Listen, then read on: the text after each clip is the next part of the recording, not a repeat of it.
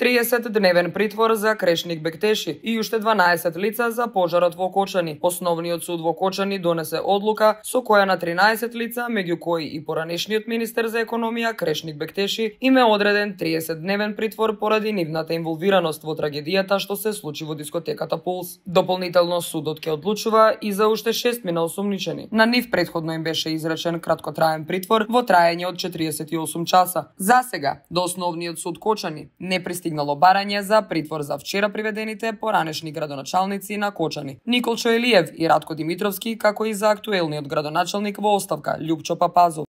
Синоќа, полицијата и обвинителството спроведоа голема акција за приведување на лицата за кои што постојат сериозни сомневања дека се поврзани со пожарот во дискотеката. Јавното обвинителство најави дека во текот на денот ќе излезе со повеќе информации за истрагата. Судијата на претходна постапка претходно донесе одлука за краткотраен притвор од 48 часа за поранешниот директор на Државниот пазарен инспекторат Горан Трајковски.